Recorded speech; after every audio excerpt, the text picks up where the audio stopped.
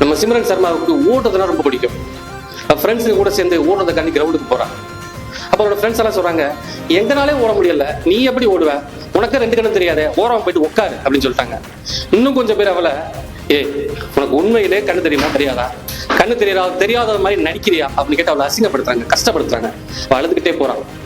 சிம்ரன் சர்மா குழந்தையா பிறக்கிறப்பவே அவளுக்கு 2 கண்ணு பார்வை இல்லாம தான் பிறந்தான். அழுதுகிட்டே போயிட்டு தன்னோட தாய்கிட்ட சொல்றா, அம்மாமா நான் ஓடணும், என்ன ஓட்ட பந்தயத்துல ஓட வைங்க அப்படின்னு சொல்றான். அந்த ஏழை தாய் சொல்றா, கண்ணா நம்மளுக்கு ஸ்போர்ட்ஸ் எல்லாம் சரி வராது அப்படின்னு சொல்லிட்டு அவளுக்கு கல்யாணம் பண்ணி வச்சுறாங்க. அப்ப தன்னோட கணவன்ட்டு தன்னோட ஆசைகள்லாம் சொல்றான், நான் ஓடணும் அப்படின்ட்டு. அங்கேயும் அவளுக்கு எதிர்ப்பு கிளம்புது. அவரோட மாமா மாமியா, பொட்ட பிள்ளைக்கு எதுக்கு ஸ்போர்ட்ஸ், போயிட்டு வீட்டுல வேலையை பாரு அப்படின்ட்டாங்க. அழுதுகிட்டே போயிட்டா. ஆனா அவரோட கணவன் தன்னோட மனைவியோட ஆசையை புரிஞ்சுக்கிட்டு அவளுக்கு பயிற்சிகள் கொடுத்து ஓட்டப்பந்தயத்துல ஓட வைக்கிறார்.